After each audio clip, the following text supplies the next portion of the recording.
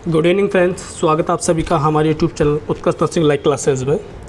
तो आज की क्लास अपनी काफ़ी टाइम बाद हो रही है, जिसके अंदर हम क्वेश्चन डिस्कस करेंगे जो अपने लास्ट क्लासेस से क्वेश्चन रिमेनिंग रह गए थे। एंड आपको पता है अपनी बैक टू बैक क्लासेस क्यों नहीं हो पा रही है, क्योंकि इसका एक मेन रीज़न है जो आप सभी जानते हैं। शायद मुझे उसका एक्सप्लेनेशन देने की ज़रूरत नहीं पड़ेगी ना, बिकॉज़ काफ़ी टाइम आ चुका है कि हमारे क्लासेस के बीच के अंदर एंड वजह है इसकी वजह से हमारी बैक टू बैक क्लासेस नहीं हो पा रही हैं। लेकिन हम कोशिश करेंगे कि आपके लिए क्लासेस अरेंज की जाएँ, क्योंकि जिस तरीके से आपका प्यार एंड सपोर्ट रहा है तो उसको देखते हुए हमें लगता है कि यार आपके लिए क्लासेस करनी चाहिए। क्योंकि हमारी तरफ से आपके लिए कोई पेड कोर्स नहीं होता है, हम आपके लिए जो करते हैं सब कुछ फ्री है यहाँ से।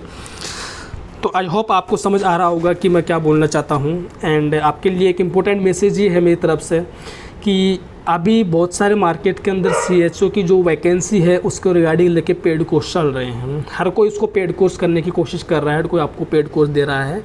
तो मेरी आपसे रिक्वेस्ट है कि ऐसे किसी पर्सन के जहाँ से में ना आए आप, जो आपको पेड कोर्स दे रहे हो और आपसे वहाँ से आपको बेटर कंटेंट भी ना मिले। मैं नाम नहीं लूँगा, लेकिन आपको मेरी यही एडवाइस है कि आप किसी ऐसे इंस्टीट्यूट या ऐसे किसी प्लेटफॉर्म को चूज कीजिएगा जहाँ से आपको एक बेटर कंटेंट मिले। एंड एक ऐसा प्लेटफॉर्म भी अभी करंट में चल रहा है जो आपको फ्री क्लासेस दे रहा है, लेकिन वो लाइव क्लासेज ही फ्री होती हैं। जैसे वो लाइव क्लास ख़त्म होती है वो वहाँ से उसको हटा दिया जाता है। तो आप उस प्लेटफॉर्म के साथ भी अपडेट रहिए। उसका मैं नाम लेना चाहूँगा आपके सामने। DMMS का जो आपका जो प्लेटफॉर्म है, डॉक्टर मनमोहन सर हैं जिनके नाम से एक प्लेटफॉर्म है DMMS, उसको आप ज्वाइन कर सकते हैं। उसकी फ्री क्लासेस चल रही हैं, थ्योरी क्लासेज। एंड जो हमारी तरफ से जो क्लासेज होंगी इस प्लेटफॉर्म पे, हम आपको क्वेश्चन क्लासेस देंगे। ठीक है, उन क्वेश्चन क्लासेस के अंदर मैं आपको इतना रैशनल दूंगा कि आपको थ्योरी भी समझ में आ जाएगी। क्योंकि मतलब आज की क्लास में हम 10 क्वेश्चन डिस्कस करेंगे, जिसके अंदर आपके 10 क्वेश्चन का मतलब होगा कि आपके सामने 100 टॉपिक, आपके 100 क्वेश्चंस मतलब कि आपके यहाँ से क्लियर हो जाएंगे। इतना मैं आपको कंटेंट देने की कोशिश करूँगा। एंड परमाल सर भी हैं, उनको मैंने कहा है आपके लिए CRPF एंड CHO दोनों के रिगार्डिंग हम यहाँ पे क्वेश्चन क्लासेस लेंगे। CRPF एंड CHO, क्योंकि मार्केट में CHO की क्लासेस तो हर कोई दे रहा है, लेकिन CRPF पे किसी का फोकस नहीं है। एंड आपको पता है अपनी ऑलरेडी क्लासेस CRPF से हैं। सो आप वीडियो को लाइक एंड शेयर ज़रूर कीजिएगा ताकि और भी स्टूडेंट हैं इनका बेनिफिट ले सकें। एंड जितना हो पाएगा मैं मेरी तरफ से यहाँ से आपको क्लासेस देने की कोशिश करूँगा। एंड मेरा 2-3 दिन से मेरा तबीयत भी ठीक नहीं था, इसलिए जिससे मैं थोड़ा टाइम लग रहा है मुझे क्लासेस लेने में। लेकिन अपने यहाँ से आप स्क्रीन क्लासेस करने की कोशिश करेंगे, क्योंकि वैसा प्लेटफॉर्म अभी यहाँ पे सेटअप नहीं हो पाएगा।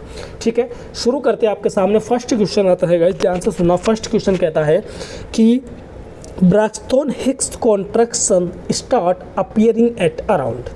क्वेश्चन में सिंपली एक बात पूछना चाहता है कि ब्रैक्सटन हिग्स कॉन्ट्रैक्शन। तो देखो, सबसे पहले आपको इतना ही समझ में आना चाहिए कि ब्रैक्सटन हिग्स कॉन्ट्रैक्शन होते क्या हैं। ठीक है, तो देखो, इससे पहले मैं आपको एक कोर वर्ड का नाम, एक कोर टर्मिनोलॉजी का नाम समझाना चाहूँगा, जिसका नाम होता है पाल्मर साइन। ठीक है, ये पाल्मर साइन क्या होता है?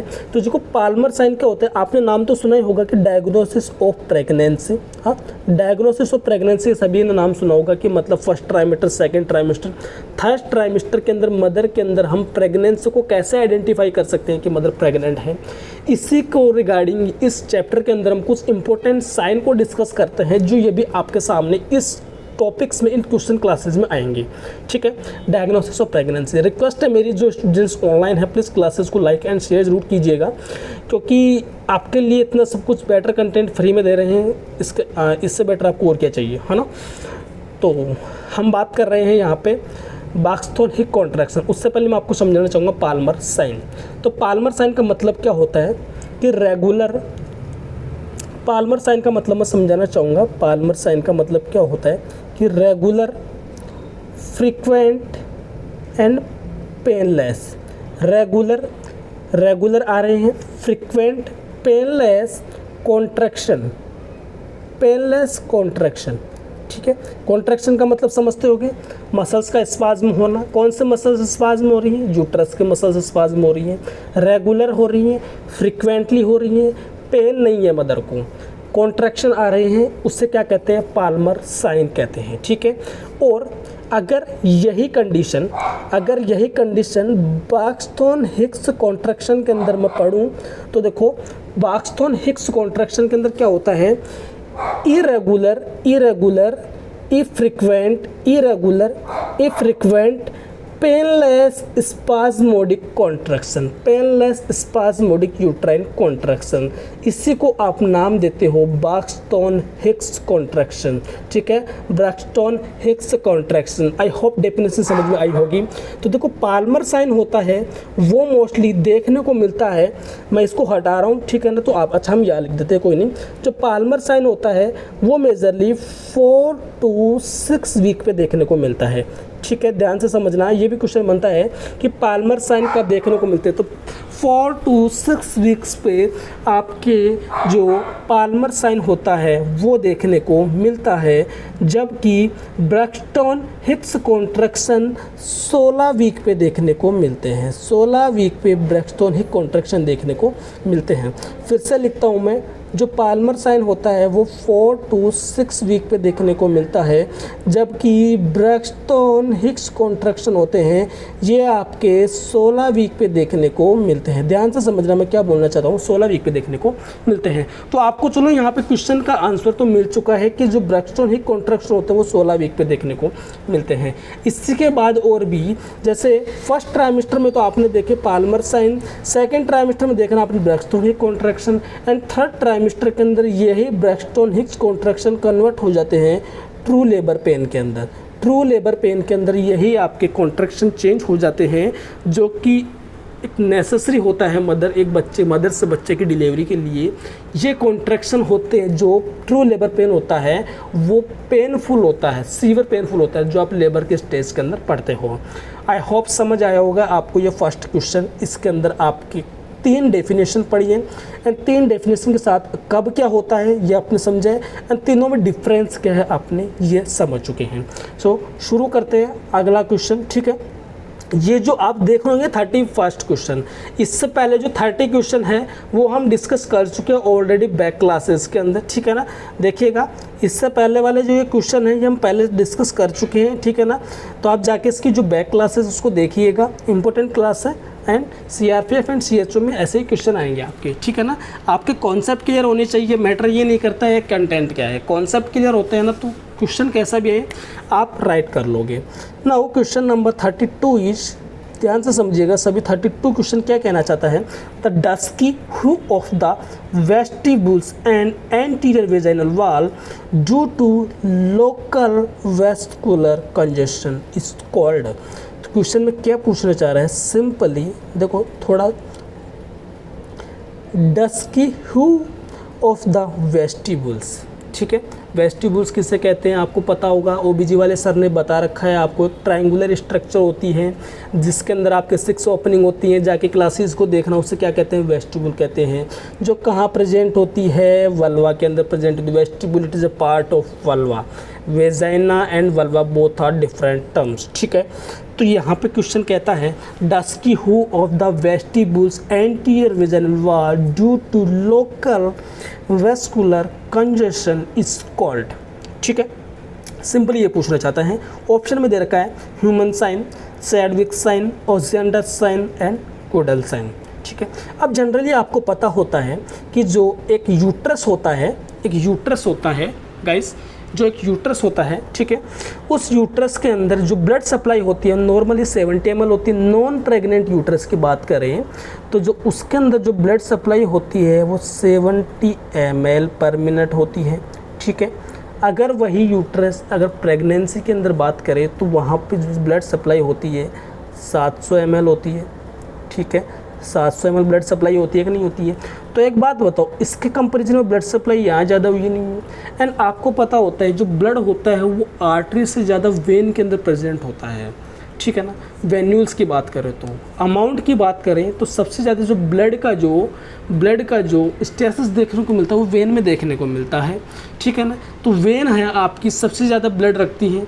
तो एक बात बताइए मुझे, वेन के अंदर जो ब्लड होता है वो डार्क होता है?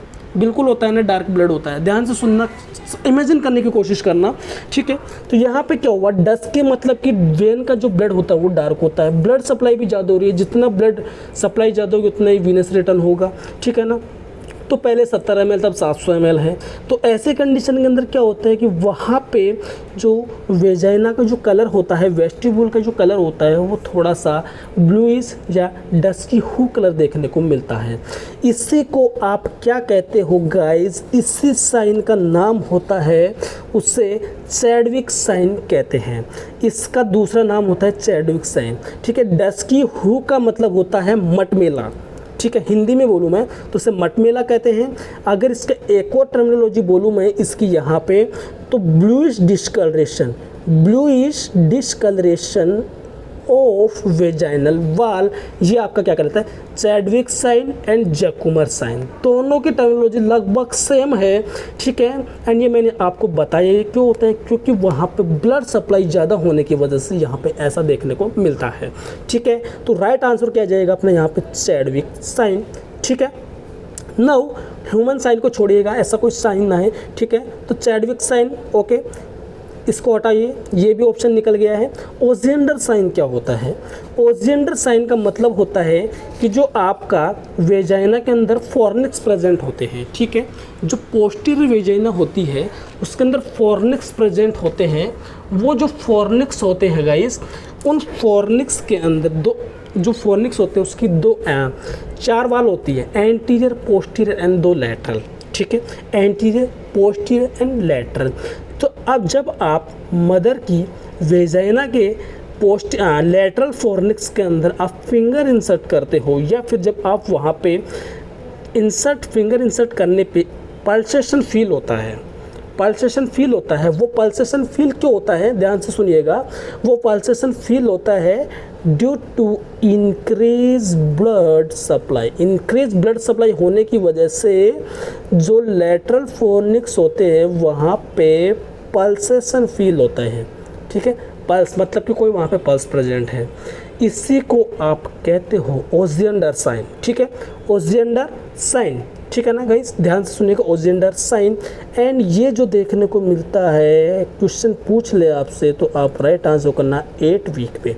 ओजेंडर साइन सीन 8 वीक पे, ठीक है। यहाँ तक सभी का क्लियर है ना माइंड में?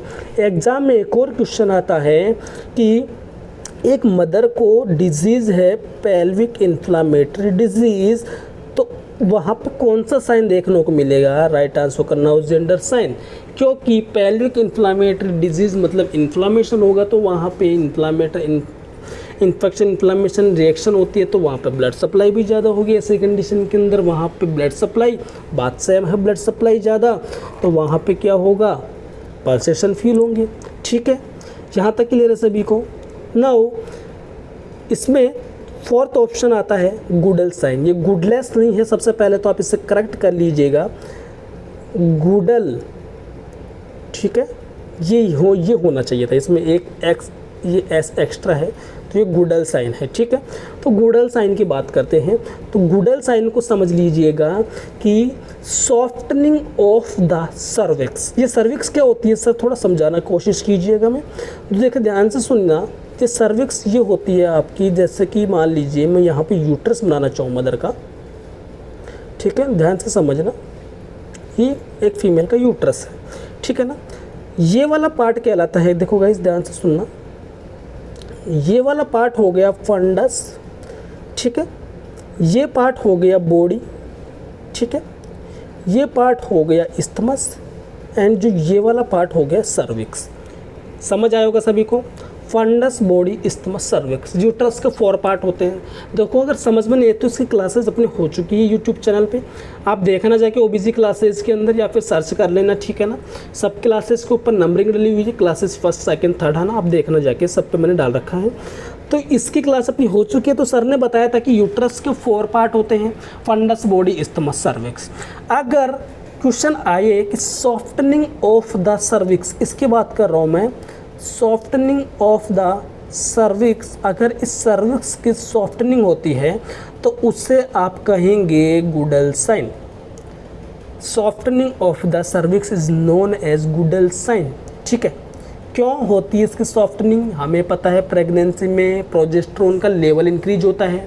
प्रोजेस्टेरोन कहाँ से आ रहा है? प्लेसेंटा से भी आता है, दूसरा आपके कॉर्पस लूटियम से भी आता है, एंड एस्ट्रोजन का लेवल थोड़ा डिक्रीज होता है क्योंकि प्रोजेस्टेरोन बड़ा होता है।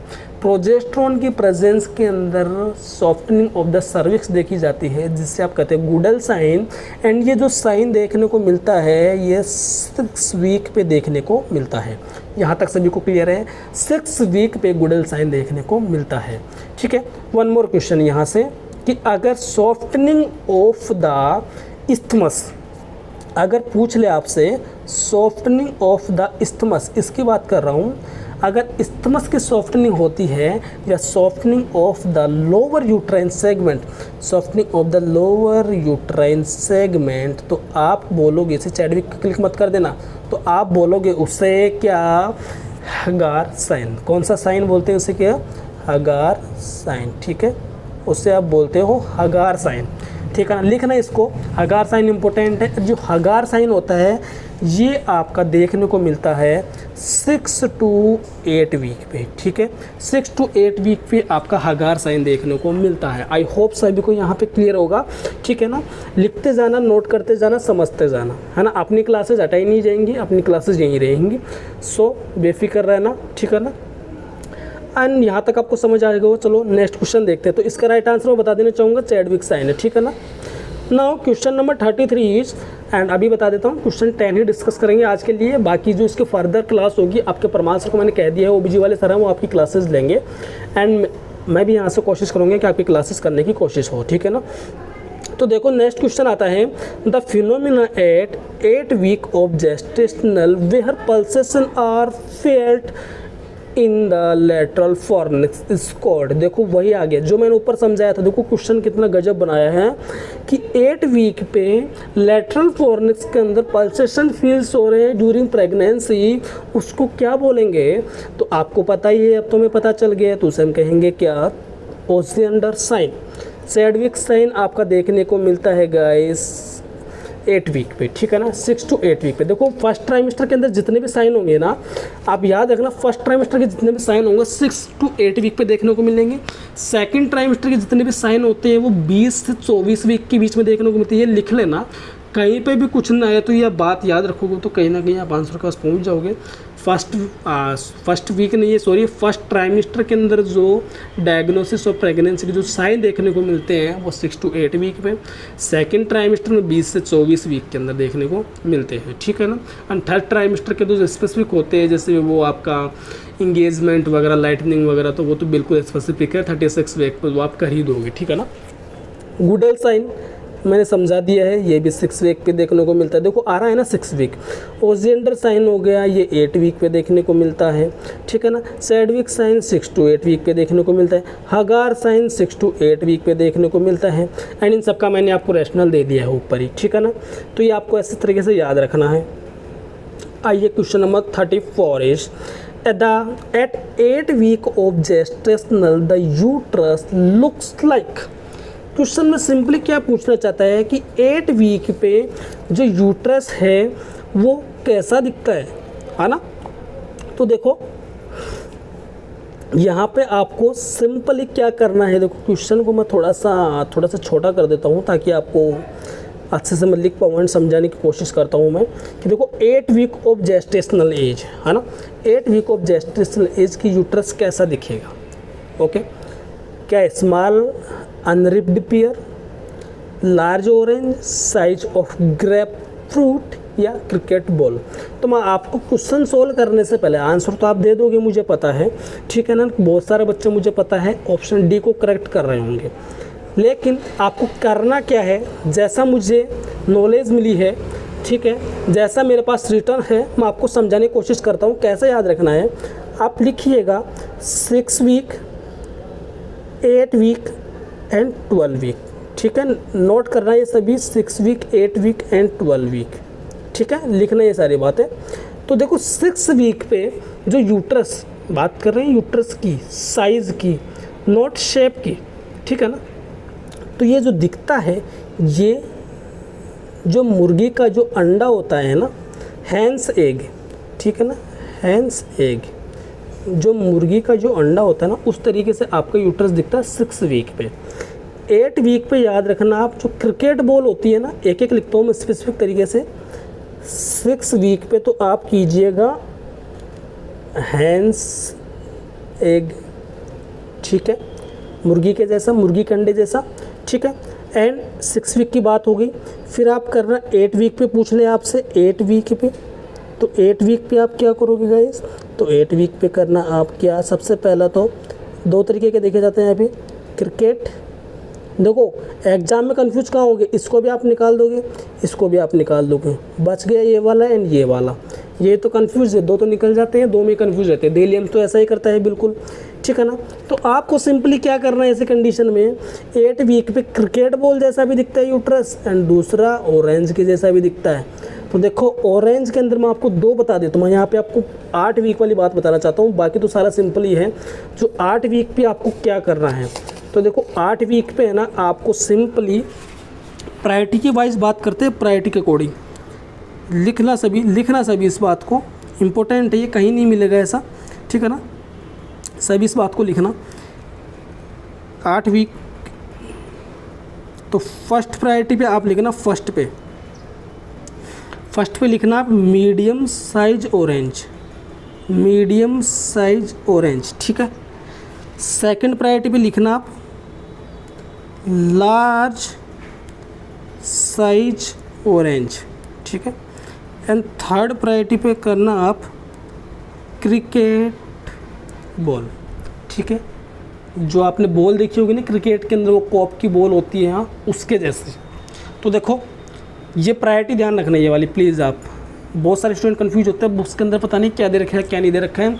आप ये देखना एक बार, जो फर्स्ट वीक पे आपको करना है medium size orange, second priority पे करना है large size of orange, third priority पे करना है क्रिकेट बॉल। ये कब करते हैं? 8 वीक पे। 6 वीक पे हैंड्स एग। देन अब बात करते हैं 12 वीक पे, 12 वीक की भी बात कर लेते हैं।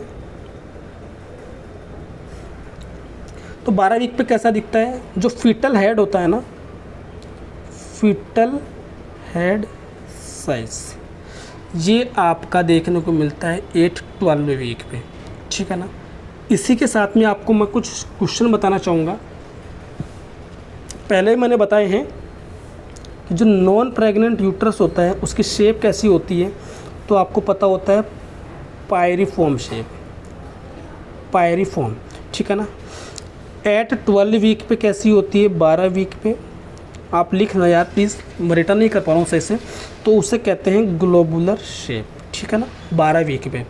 और 12 से 28 वीक पे पूछ ले आपसे, ठीक है, 12 से 28 वीक के बीच में, तो आप करना 12 से 28 वीक के बीच में आप करना long oval shape, long oval shape, ठीक है, लॉन्ग ओवल शेप, ओके।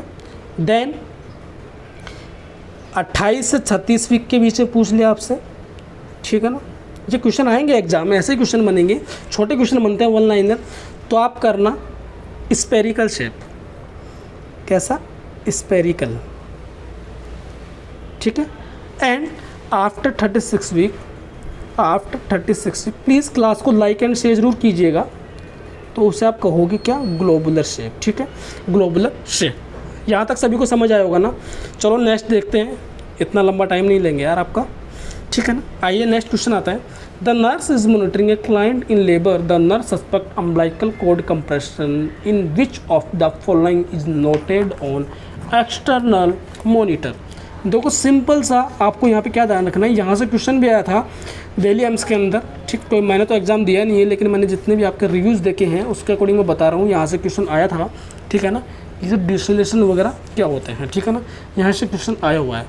अब ये रिसेंटली जो नोटसेट लगा है, यहाँ पे क्वेश्चन पूछा है, a nurse is monitoring a client in labour, the nurse suspect umbilical cord compression. नोट करने वाली बात इसमें है अम्बिलिकल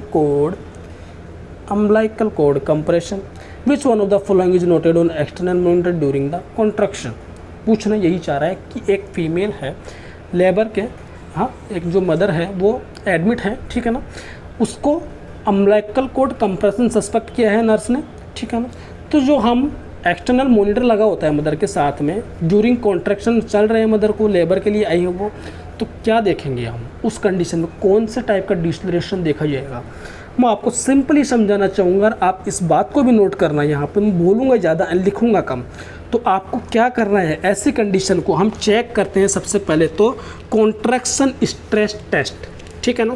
क्या करते हैं इसके लिए, कॉन्ट्रैक्शन स्ट्रेस टेस्ट, या फिर आपसे पूछ ले तो आप करना ऑक्सीटोसिन चैलेंज टेस्ट। ये दो तरीके के टेस्ट करते हैं, कॉन्ट्रैक्शन स्ट्रेस टेस्ट या फिर ऑक्सीटोसिन कॉन्ट्रैक्शन टेस्ट, ठीक है। तो इसमें क्या करते हैं हम, देखो ध्यान से सुनना, इसके अंदर हम ये चेक करते हैं कि बच्चा वेलबींग है या नहीं है। क्वेश्चन को भूल जाओ, जो बोल रहा हूँ वो समझना कि बच्चा वेलबींग है या नहीं है, ठीक है ना। तो इसके अंदर देखो होता क्या है कि हम या तो हम थोड़ा सा ऑक्सीटोसिन इन्फ्यूज कर दें, हाँ, या तो हम थोड़ा सा ऑक्सीटोसिन इन्फ्यूज कर दें, या फिर निप्पल स्टिमुलेशन किया जाए, जिसकी वजह से ऑक्सीटोसिन रिलीज होगा। ऑक्सीटोसिन रिलीज होगा पोस्टीरियर पिट्यूटरी से, ऑक्सीटोसिन रिलीज होगा तो वो जाके यूट्रस पे एक्ट करेगा, एंड यूट्रस पे जब ऑक्सीटोसिन एक्ट करता है तो क्या इंक्रीज होते हैं, यूट्राइन कॉन्ट्रैक्शन इंक्रीज होते हैं। हाँ, सिंपल सी बात समझ आ रही है सभी को, यूट्राइन कॉन्ट्रैक्शन इंक्रीज होते हैं, जिसकी वजह से बच्चा क्या करेगा, बच्चे के अंदर वहाँ पे मूवमेंट होगा, और बच्चे के अंदर मूवमेंट होगा तो बच्चे की हार्ट रेट या तो इंक्रीज या डिक्रीज, दो ही कंडीशन हो सकती है। इंक्रीज होना मतलब एक्सेलरेशन, डिक्रीज होना मतलब डिसेलरेशन। बच्चे की जो नॉर्मली हार्ट रेट देखने को मिलती है 120 से 160 बीट पर मिनट देखने को मिलती है। अगर मोर देन 160 है तो उससे आप कहते हो एक्सेलरेशन, एंड लेस देन 120 है तो उससे आप कहते हो डिसेलरेशन। हाँ, इनको नोट करना, ओके। अब सर हमने मदर को चेक करने चाह रहे हैं कि मदर को डिसेलरेशन कौन से टाइप का है, बच्चे की हार्ट रेट डिक्रीज हो रही है तो हम डिसेलरेशन चेक करना चाहते हैं कि क्या, और मदर में नहीं सॉरी बच्चे का चेक करते हैं। तो डिसेलरेशन तो देखो 3 टाइप के होते हैं, आपके सामने लिखा आ रहा है, early deceleration, variable deceleration, late deceleration. हाँ, अब इनको डिफरेंट समझते हैं कि अर्ली, लेट और वेरिएबल होते क्या हैं। लिखना ये बात काफ़ी इंपॉर्टेंट है, कहीं नहीं मिलेगा। तो सबसे पहले हम बात करते हैं अर्ली डिसेलरेशन। तो इसके अंदर होता क्या है गाइस, अर्ली डिसेलरेशन क्यों होता है, ड्यू टू, लिखना इस बात को, due to compression of inferior vena cava. Inferior vena cava compress क्यों होती है, अगर मदर राइट साइड में सुपाइन पोजीशन को अज्यूम कर लेती है, क्योंकि हमें पता होता है इंफीरियर वेना केवा कौन सी साइड होती है, राइट साइड होती है। अगर मदर राइट साइड लेटी हुई है और सुपाइन पोजीशन में है तो क्या होगा, इंफीरियर वेना केवा कंप्रेस होगा, जिसकी वजह से इंफीरियर वेना केवा कंप्रेस होगा तो वहाँ पे प्रॉपर वीनस रिटर्न नहीं होगा। वीनस रिटर्न नहीं होगा तो कार्डियक आउटपुट तो इफेक्टिव नहीं होगा ना, जिसकी वजह से क्या होगा, बच्चे के अंदर हार्ट रेट में चेंजेस देखने को मिलते हैं, ठीक है। एंड चेंजेस देखने को मिलेंगे जिसकी वजह से यहाँ पे प्रायोरिटी नर्सिंग इंटरवेंशन क्या होगा, क्वेश्चन ये बनेगा। तो ऐसे कंडीशन के अंदर आपको क्या करना है, priority nursing intervention is change the position, बोलो क्लियर है ना। तो यहाँ पे क्या करोगे, चेंज द पोजीशन। क्वेश्चन बनता है एग्जाम में कि अर्ली डिसेलरेशन के अंदर हार्ट रेट कितने से कम होती है, तो आप राइट आंसर करना less than 70 beat per minute early deceleration के अंदर हार्ट रेट देखी जाती है। आई होप समझ आ गया होगा अर्ली डिसेलरेशन क्या होता है, ठीक है, क्योंकि हमने बोला था early, late and variable. Now variable deceleration के बारे में बात कर लेते हैं, आ जाइए। देखो वेरिएबल मतलब कि क्या होता है, आपने ऑक्सीटोसिन दिया जिसकी वजह से यूट्रस में कॉन्ट्रैक्शन हुई है, यूट्रस में कॉन्ट्रैक्शन हुई है तो देखो heart rate decrease and increase इसमें दोनों होती है, हार्ट रेट बढ़ती भी है एंड घटती भी है, लेकिन हार्ट रेट डिक्रीज ज़्यादा होती है देन इंक्रीज, मतलब कि डिसेलरेशन तो डिक्रीज ही होगी ना, हार्ट रेट बढ़ती तो है लेकिन एक्सेलरेशन में नहीं जाती है, वो डिसेलरेशन में रहती है। जैसे कि मैं कहूँ, ये मान लीजिए ये कोई आपके सामने ग्राफ है, हार्ट रेट बढ़ी डिक्रीज, अब हार्ट रेट बिल्कुल डिक्रीज हो गई, अब हार्ट रेट इस तरीके से डिक्रीज बढ़ती फिर यहाँ पे हार्ट रेट ड्रॉप होना शुरू हो गई है, ये आपका हार्ट रेट। तो ऐसे यहाँ पे ग्राफ देखा जाता है, मतलब कि इस लाइन को क्रॉस नहीं किया है, हार्ट रेट आपकी इसके बिलो ही है, डिसेलरेशन ही हो रहा है, ठीक है, डिसलेशन, मतलब कि इसने इस लाइन को क्रॉस नहीं किया ना। तो बताइए यहाँ पे अगर आता तो इसको हम कह सकते थे एक्सेलरेशन। अज्यूम कीजिए यहाँ पे तो एक्सेलरेशन है, यहाँ पे डिसलेशन है, तो इस लाइन के नीचे डिसलेशन ही हुआ। हाँ, तो ये किस तरीके से जा रहा है, ये जिगजैग मैनर के अंदर, जिगजैग मैनर, हाँ जिगजैग मैनर के अंदर। तो वेरिएबल डिसलेशन के अंदर कौन से टाइप का अल्टरनेटिव पैटर्न देखा जाता है, तो आप करना राइट आंसर जिगजैग के अंदर। क्वेश्चन बनता है एस, यहाँ पे हार्ट रेट कितने से कम देखी जाती है वेरिएबल डिसलेशन के अंदर, तो आपको राइट आंसर करना है less than 90 beat per minute. ठीक है, 90 बीट पर मिनट वेरिएबल डिसलेशन में, एंड अर्ली के अंदर 70 बीट पर मिनट। ठीक है, सभी को ले रही है। ये क्वेश्चन आपके डेली एम्स जो भी नोट सेट लगा है वहाँ पे आया हुआ है कि वेरिएबल डिसलेशन में हार्ट रेट कितने से कम देखी जाती है। तो बताओ आया था या नहीं आया था, आया था ना।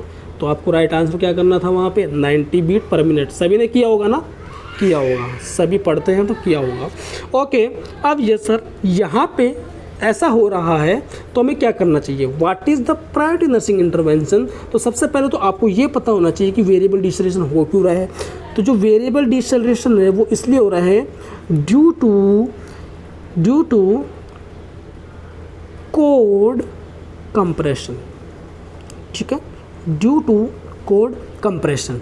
ठीक है, ड्यू टू कोड कंप्रेशन, या फिर हो सकता है प्रोलैप्स, कुछ भी हो सकता है, प्रोलैप्स। ठीक है, ये दोनों कंडीशन होंगी। तो वेरिएबल डिसलेशन के अंदर जो अम्बिलिकल कॉर्ड होती है तो वो कंप्रेस हो रही है, प्रोलैप्स हो गई वो वेजाइना से। ऐसे कंडीशन में ऑक्सीजन की डेफिशिएंसी होगी बच्चे में, ऑक्सीजन की डेफिशिएंसी बच्चे के अंदर हार्ट रेट डिक्रीज देखने को मिल सकती है, इंक्रीज देखने को मिल सकते हैं। तो what is the priority nursing intervention when a nurse seen umbilical cord compression. तो ऐसे कंडीशन में जो प्रायोरिटी नर्सिंग इंटरवेंशन होगा तो वहाँ पे करना है प्रोवाइड, इसको हटा रहा हूँ मैं, तो ऐसे कंडीशन में करना है प्रायोरिटी नर्सिंग इंटरवेंशन जो होगा प्रोवाइड ट्रेंडलनबर्ग पोजीशन। ठीक है, नाम तो सुना ही होगा ना, ट्रेंडलनबर्ग पोजीशन। यहाँ पे लिख देता हूँ, सभी वैसे तो समझदार हो, लिखने की ज़रूरत ही नहीं पड़ती यार, ट्रेंडलनबर्ग पोजीशन। ठीक है ना, देखो ट्रेंडलनबर्ग पोजीशन होता क्या है, एक तो रिवर्स होती है, रिवर्स ट्रेंडलनबर्ग होती है, ट्रेंडलनबर्ग होती है। ये फ्लैट लाइन है, देखो जैसे मान लीजिए ये कोई फ्लैट लाइन है। ठीक है, अगर हम इस पेशेंट को जो हेड ऑफ द बेड होता है इसको ऐसा टिल्ट कर दे थोड़ा सा इस तरीके से, तो ये तो ट्रेंडर हो गया। एंड अगर इसको हम इस तरीके से इसको यू कर देते तो ये आपका क्या हो जाता है, रिवर्स ट्रेंडलनबर्ग। तो बताओ, मतलब कि मान लीजिए इसमें कोई फीमेल लेटी हुई है, हाँ ये इस तरीके से फीमेल लेटी हुई है यहाँ पे, एंड यहाँ पे अम्बिलिकल कॉर्ड क्या प्रोलैप्स हो रहा है। अगर आप मदर को ये पोजीशन दे दोगे तो बताओ कॉर्ड के इनसाइड होने के चांसेस होंगे कि नहीं होंगे, कॉर्ड कंप्रेशन से प्रिवेंट किया जा सकता है। तो क्या करोगे ऐसी कंडीशन में, प्रोवाइड ट्रेंडलनबर्ग पोजीशन। अगर ये भी ऑप्शन में ना हो, एग्जामिनर क्वेश्चन घुमाएगा, अगर ट्रेंडलनबर्ग ऑप्शन में ना हो तो आप करना नी चेस्ट पोजीशन, सॉरी नी चेस्ट पोजीशन, नी चेस्ट पोजीशन। नी चेस्ट तो सुना ही होगा, हाँ नी चेस्ट पोजीशन। अगर ये नी चेस्ट ना हो तो आपको देके रखेगा जेनु पेक्टोरल। ठीक है, ये इसी का दूसरा नाम होता है जेनु पेक्टोरल पोजीशन। ठीक है ना, तो देखो 3 पोजीशन नाम से आ सकता है, कुछ भी देके रख सकता है एग्जाम में। तो देखो अब तो हमने तीनों पढ़ लिया है तो आपका क्वेश्चन गलत नहीं होगा ना, बिल्कुल नहीं होना चाहिए। तो प्लीज़ ये ध्यान रखना आप। ओके, तो ऐसे कंडीशन में आपको ये करना है। तो वेरिएबल डिसलेशन समझ आ गया होगा सभी को, बिल्कुल स्लो समझा रहा हूँ, कोशिश करना समझने की। नाउ लेट डिसलेशन होता क्यों है, लेट डिसलेशन यहाँ पे यूटेरो प्लेसेंटल इनसफिशियंसी। ठीक है, यूट्रोप्लेसेंटल इनसफिशियंसी। अब यूट्रोप्लेसेंटल इनसफिशियंसी मतलब बच्चे को किसकी सप्लाई होती है, ब्लड, ऑक्सीजन, न्यूट्रिशन।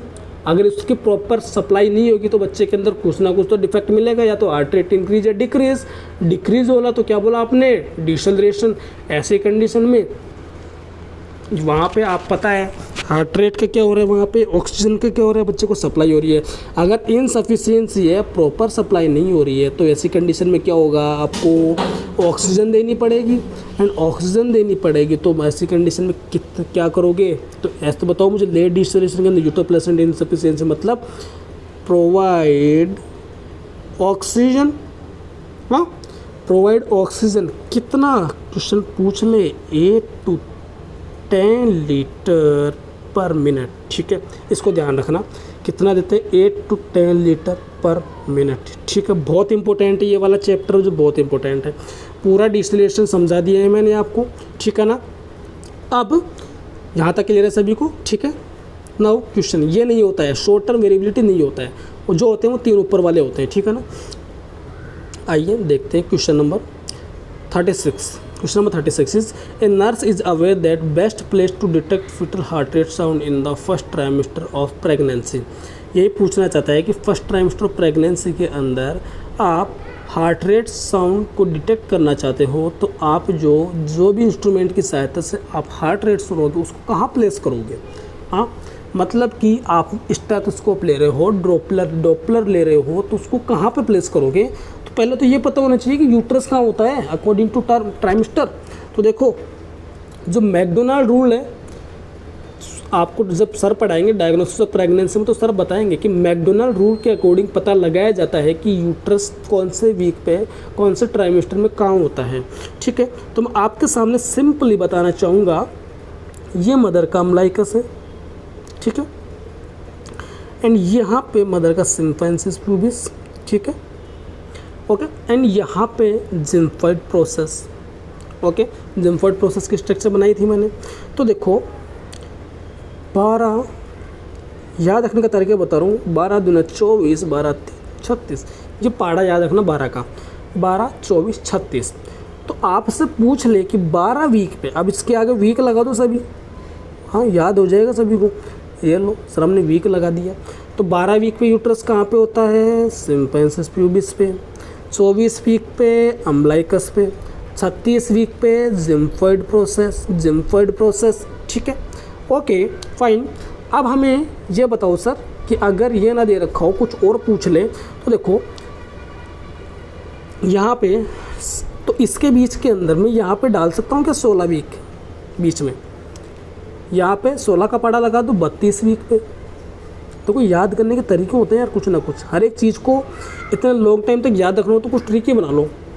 तो देखो इसके बीच में 12 और 24 के बीच में 16 तो आता ही है, तो 16 वीक पे सिम्फेंसिस प्यूबिस एंड अम्लाइकस के बीच में कब होगा, 16 वीक पे। एंड जिम्फॉइड प्रोसेस एंड अम्लाइकस के बीच में कितने वीक पे होता है, 32 वीक पे। एंड 40 वीक पूछ ले आपसे, 38 to 40 वीक्स,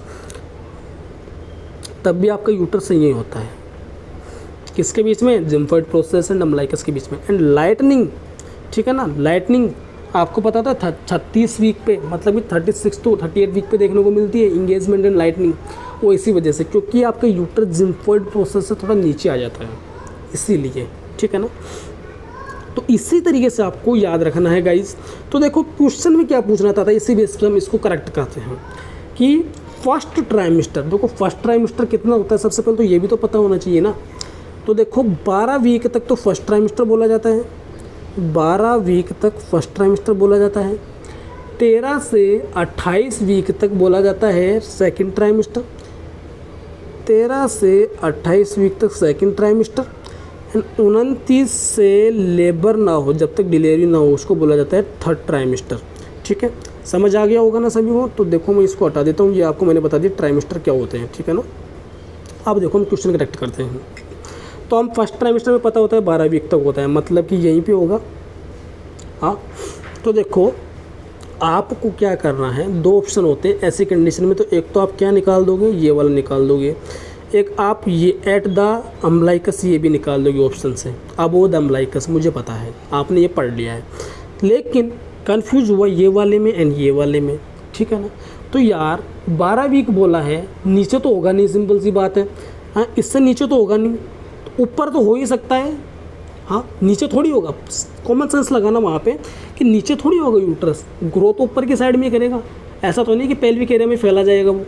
तो ऐसी कंडीशन में आपको राइट आंसर करना है अबोव द सिम्फेसिस प्यूबिस, ठीक है। तो हाफ हार्टेड कहाँ डिटेक्ट करोगे, अबोव द सिम्फेसिस प्यूबिस, ठीक है ना। ये लिखना, ये जो मैंने लिखे हैं चीज़ें। Now question number 37 is fundamentals है, इसकी ऑलरेडी क्लास भी हो चुकी है अपनी, ठीक है, जाके देखना, मैंने ले रखी इसकी क्लासेस फंडामेंटल में। Nurse retires caring of a HIV positive client, the instrument are contaminated with a patient blood, which solution should the use sterile the contaminate articles. Question में सिंपली क्या पूछना चाहता है, ध्यान से सुनना है। एक HIV पेशेंट है, ठीक है, जिसके लिए आप इसकी केयरिंग के दौरान आपने क्या लिए थे, इंस्ट्रूमेंट काम में लिए थे। तो वो जो इंस्ट्रूमेंट है उसके ब्लड के कांटेक्ट में है, जिसकी वजह से वो कंटामिनेट हो चुके हैं। अब आप इन इंस्ट्रूमेंट को क्या करना चाहते हो, स्ट्राइल करना चाहते हो। तो उसको स्ट्राइल करने के लिए कौन सा सॉल्यूशन काम में लोगे, मैं आपके यहाँ पर कॉन्सेप्ट क्लियर करना चाहूँगा। तो आपको ध्यान से सुनना है सभी को कि आपको क्या करना है ऐसे क्वेश्चन को सोल्व करने के लिए, ठीक है। सिंपली ध्यान रखना है, ऐसे क्वेश्चन के अंदर आपको कुछ भी नहीं करना है, आपको थोड़ा सा कॉन्सेप्ट लगाना है। तो देखो, मैं ऑप्शन के अकॉर्डिंग राइट करता हूँ यहाँ पे। तो जो H2O2 होता है उसको आप कहाँ कहाँ यूज़ कर सकते हो। H2O2 को, क्वेश्चन को छोड़ दो, अगर ब्लड नॉन HIV पेशेंट का होता है, किस पे हो, जितने भी कपड़े होते हैं ना, चाहे वो बेड लिनन हो, कुछ भी हो, कपड़े की चीज़ हो ना, और वहाँ से अगर आपको ब्लड को हटाना हो, नॉन HIV का होना चाहिए, तो आप क्या यूज़ करोगे, हाइड्रोजन पेरोक्साइड है, ठीक है। क्लियर यहाँ तक सभी को। अगर ब्लड किसका हो, HIV पेशेंट का हो, ठीक है, एंड क्या हो, क्या कंटामिनेट किए हो, जितने भी इंस्ट्रूमेंट हो या आर्टिकल्स हो, ठीक है, जितने भी इंस्ट्रूमेंट हो या आर्टिकल्स हो HIV पेशेंट से कंटामिनेटेड हुए हैं, तो आप उनको रिमूव करने के लिए आप काम में लोगे 2% ग्लूटाल्डिहाइड या फिर साइडेक्स, दोनों का एक ही नाम है, ठीक है। ये केमिकल नेम है ये इसका, साइडेक्स का, ओके। तो आपको समझ आ गया होगा कि सर अगर पेशेंट के इंस्ट्रूमेंट HIV पर्सन, सुनना डिफरेंस सुनना प्लीज़, इंस्ट्रूमेंट और आर्टिकल्स की बात हो रही है, किससे कंटामिनेट है, HIV पेशेंट के ब्लड से। तो आप साइडेक्स काम लेना। अगर HIV पेशेंट का ब्लड उसके कपड़ों पे या बेड लिनन पे, बेड शीट पे लग जाता है, तो उसको आप रिमूव करते हो 1% सोडियम हाइपोक्लोराइड, लिख लेना, linen, bed sheet and clothes, ठीक है, ठीक है, लिख लेना इस चीज़ को। डिफरेंट है, कपड़े की चीज़ें अगर HIV पेशेंट के ब्लड से कंटामिनेट है तो 1% सोडियम हाइपोक्लोराइड यूज करते हैं, अगर इंस्ट्रूमेंट कंटामिनेट है तो साइडेक्स यूज़ करते हैं। और एक और सुनो, लास्ट ऑप्शन भी आपको दिख रहा है यहाँ पे, इसको भी सुन लीजिए। 10% जो ब्लीचिंग पाउडर होता है उसको आप यूज करते हो, जो नियोनेट एंड इन्फेंट होते हैं उनके जो ब्लड या फिर स्पुटम वगैरह अगर किसी फ्लोर पे या फर्श पे गिर जाता है तो उसे रिमूव करने के लिए आप काम में लेते हैं 10% ब्लीचिंग पाउडर। तो सारे का डिफरेंस समझ आ गया होगा। ये क्वेश्चन अगर समझ नहीं आया तो बैक क्लास करके देख लेना। ये क्वेश्चन बिल्कुल कंफ्यूजिंग है एंड आता है एग्जाम के अंदर एंड पूछता है, ठीक है ना। नाउ क्वेश्चन नंबर 38 इज, तो आपको 38 क्वेश्चन के अंदर पूछा गया है quantity of evacuant enema in adult. Quantity of evacuant enema in adult. तो देखो पहले तो एनीमा की क्लास तो हम करेंगे आपके लिए, एनीमा की क्लास भी मैं लूँगा आपके लिए। तो उसमें आपको यहाँ पर पूछा गया है, क्वांटिटी पूछी गई है।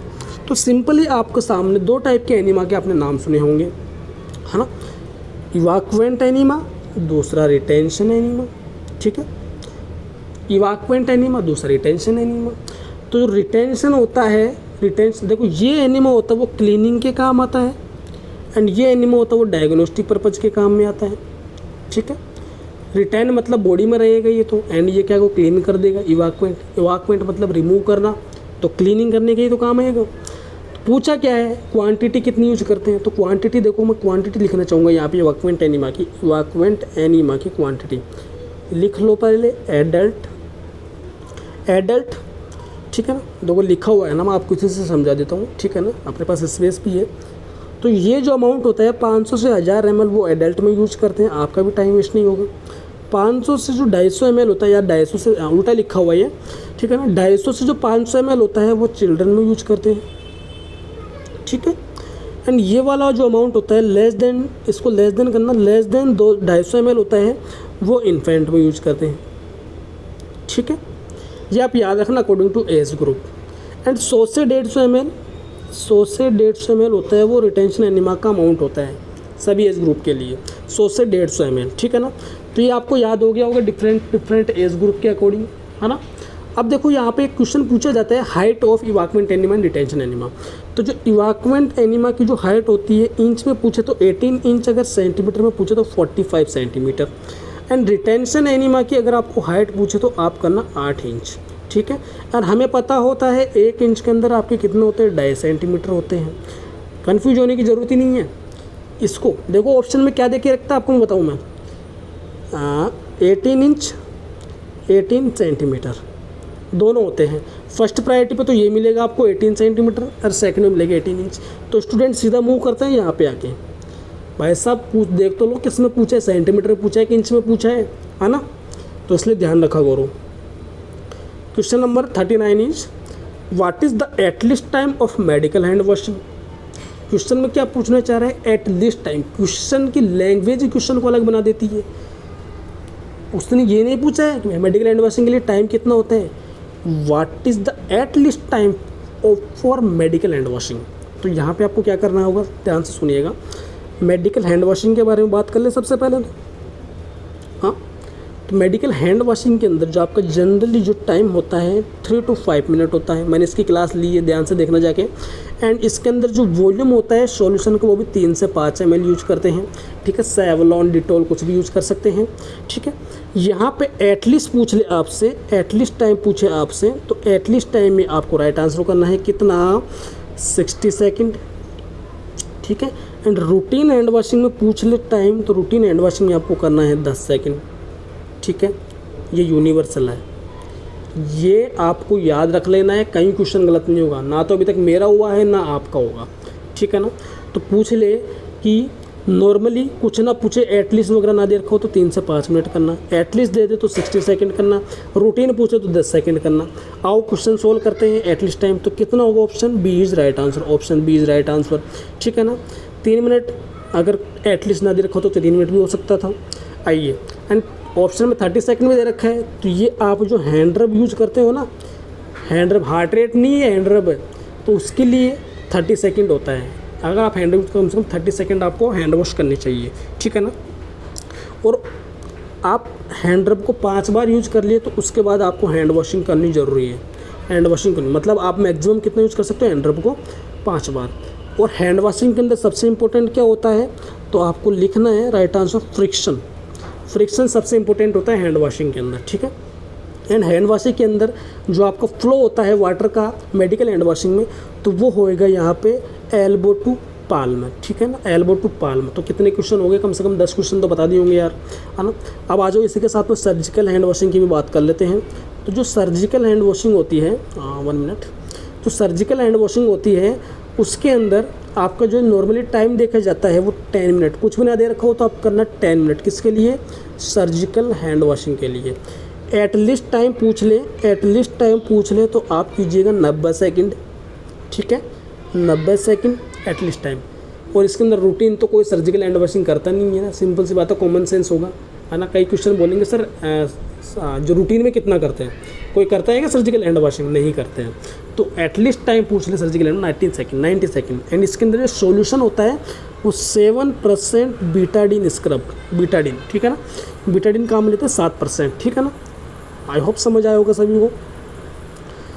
Now question number 40 is and last question आज का, the percentage and the flow of oxygen in yellow colour venturi mask, ठीक है। तो यहाँ पे आपको देखो क्या याद रखना है, मैं आपको बताना चाहूँगा। आपको सिंपल से याद रखना है BWOYRG, BWOYRG, ठीक है, BWOYRG, blue, white, orange, yellow, red, green. ठीक है, ये कलर कोडिंग होती है वेंचुरी मास्क की। ओके, जो आपसे पूछ ले कि एक्यूरेट ऑक्सीजन सप्लाई कौन करता है, accurate method and reliable method for oxygen, मतलब ऑक्सीजन सप्लाई के लिए, तो आप राइट आंसर करना venturi mask. Highest concentration oxygen provide किससे करते हैं, तो आप कीजिएगा non rebreather mask. Most common method use in clinical practice, सुनना बस बोल रहा हूँ, मैंने सर ने किसकी क्लास ले रखी है, आप जाके देखना, ठीक है ना, ऑक्सीजन इनहेलेशन पे, तो उसमें बता रखा उसमें। तो मैं बोल रहा था most common method use in clinical practice, तो आप कीजिएगा नेजल कैथेटर। ठीक है, एंड जो लॉन्ग टाइम के लिए जो पेशेंट एडमिट होते हैं उनमें कौन सा यूज़ करते हैं ऑक्सीजन मेथड, तो आप कीजिएगा नेजल कैनुला प्रोब। ठीक है ना, ओके, ऐसे। तो देखो सर, वेंचुरी मास्क की बात हो रही है, तो आपको क्या करना है, 2, 4, 6, 8, 10, 15। ठीक है, 2, 4, 6, 8, 10, 15 इस तरीके से। ये तो क्या है आपका यहाँ पे ये जो फ्लो रेट है 2 लीटर, 4 लीटर, 6 लीटर, 8 लीटर। मैं इसको थोड़ा सा अलग पेन से लिखता हूँ, उसके लिए मैं अलग इंक यूज कर लेता हूँ, तो आपको भी थोड़ा सा अच्छा समझ में आएगा। ठीक है, तो देखो ब्लू के लिए तो 2 litre, 4 litre, 6 litre, 8 litre, 10 litre and 15 litre, ये सीक्वेंस याद रखना। एंड कंसंट्रेशन क्या रहेगी सर यहाँ पे, तो देखो कंसंट्रेशन याद रखने के लिए आपको सिंपली लिखना है यहाँ पे 24, 28, 31, 35, 40 एंड 60। ठीक है, ठीक है, 24 लीटर, 24%, 28%, 31%, ये सब परसेंट में है। देखो ये सब याद रखना होगा। देखो कुछ चीज़ें होती हैं जो हम बार बार लिखते हैं तभी हमें समझ आती हैं। ठीक है ना, ये तरीका है, ये इस कलर कोडिंग को याद रखने का तरीका है। तो देखो यार, यहाँ पे क्वेश्चन में एक बात पूछी गई है सिंपली आपसे कि येलो कलर, देखो ये येलो निकाल लो यहाँ से, येलो कलर वेंचुरी मास्क कितना परसेंटेज एंड कितना फ्लो रेट ऑफ ऑक्सीजन देगा, तो देखो यहाँ पे 8 लीटर तो ये ऑक्सीजन देगा, 35% फ्लो रेट देगा। तो सर 8 और 35 कहाँ है, ये वाला मुझे दिख रहा है यहाँ पे, तो बताओ राइट आंसर होगा कि नहीं होगा, ऐसे निकाल लोगे। एग्ज़ाम में लिख लेना ये जाके, जैसे मान लो कई बार क्या होता है ये हमें याद नहीं होता है, तो जब भी आप पेपर देने जाओ ना तो आपको रफ सीट तो मिलती है, उसके पीछे जाके उतार लो और ये सब चीज़ें, है ना, ये काफ़ी हेल्पफुल होते हैं आपके लिए। तो ये आपका वेंचुरी की कलर कोडिंग है, आपको लिखना है। ठीक है ना, तो आज के हमारे क्वेश्चन कंप्लीट है गाइज। एंड देखो ये मैंने आपके लिए जो नेक्स्ट क्लास बना रखी है वो थेराकोसिंथेसिस पे है, इसको भी करने की कोशिश करेंगे। तो मैं सिंपली मैं यहाँ पे ये बताना चाहूँगा मैं कि अगर आपको कोई क्वेरीज होती है यहाँ से रिगार्डिंग, अगर आपको कोई क्वेरीज होती है तो देखो सामने आपको जो नंबर दिख रहे हैं आप वहाँ पर मुझे मैसेज कर सकते हैं। ठीक है ना, कोई भी क्वेरीज हो आप मैसेज कर सकते हैं इस वाले नंबर पे कीजिएगा, कॉल कर सकते हैं। एंड आपकी क्लासेस जितना हो पाएगा हम करने की कोशिश करेंगे। कोई भी कोर्स, कोई पेड कोर्स नहीं है टिल 31 तक तो, और आपके इससे पहले एग्ज़ाम हो जाएंगे। ठीक है ना, फिर बाद में हम देखेंगे। मेरा मन नहीं करता यार कि मैं पेड कोर्स शुरू करूँ, तो आप प्लीज़ वीडियो को लाइक एंड शेयर कर देना, बस इतनी रिक्वेस्ट है, लाइक एंड शेयर, और कुछ नहीं चाहिए आपसे ज़्यादा। एंड इससे बेटर कंटेंट लाने की कोशिश करेंगे। आज की क्लासेस में मुझे लगता है कम से कम हमने 100 क्वेश्चन डिस्कस किए होंगे 10 क्वेश्चन से लेकर। सो वीडियो अच्छे लगे तो like share and comments. Thank you to all of you.